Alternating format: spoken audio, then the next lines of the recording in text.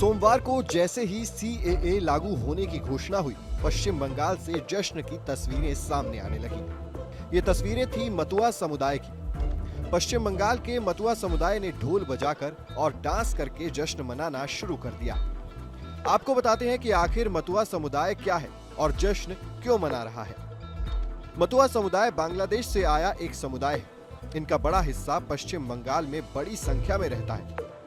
मतुआ समुदाय के लोग खुद को हिंदू बताते हैं। दावा किया जाता है कि भारत में इनकी आबादी है, लेकिन लंबे समय से शरणार्थियों के रूप में रह रहे हैं। इन लोगों को सरकार भारतीय नागरिकता देगी। इनमें बड़ी संख्या अकेले पश्चिम बंगाल प्रांत में रह रही है। सीएए लागू होने पर इन्हें नागरिकता मिलने का रास्ता साफ हो गया है।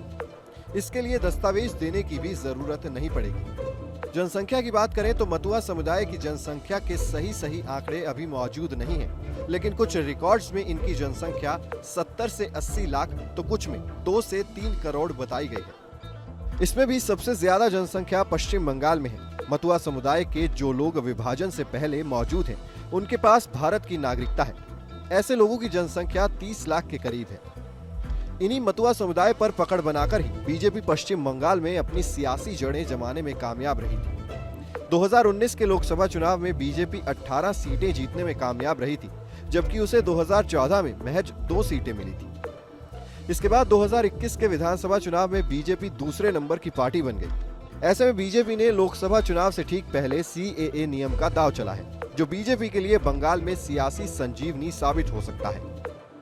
वहीं ममता बनर्जी के लिए ये बात टेंशन बढ़ाने वाली हो सकती है। ममता बनर्जी का सीएए पर रिएक्शन भी सामने आ चुका है।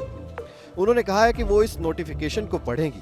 अगर किसी भी भारतीय के नागरिकता पर इससे असर पड़ेगा तो विरोध करेंगी। सीएए के बारे में बता दें कि सीएए यानी सिटीजनशिप अमेंडमेंट एक्ट सोमवार को लागू हो गया।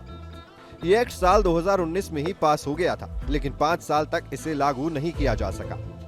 अब सोमवार शाम सरकार ने इसका नोटिफिकेशन जारी कर दिया और इसी के साथ ये कानून लागू हो गया।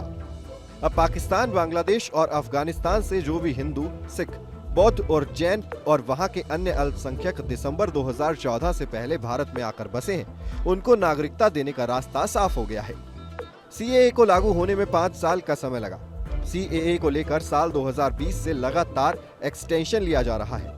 दरअसल संसदीय प्रक्रियाओं की नियमावली के मुताबिक किसी भी कानून के नियम राष्ट्रपति की सहमति के 6 महीने के भीतर तैयार किए जाने चाहिए। ऐसा न होने पर लोकसभा और राज्यसभा में विधान समितियों से विस्तार की मांग की जानी चाहिए। सीएए के केस में 2020 से गृह मंत्रालय नियम बनाने के लिए संसदीय समितियों से नियमित अंतराल में एक्सटेंशन लेता रहा है।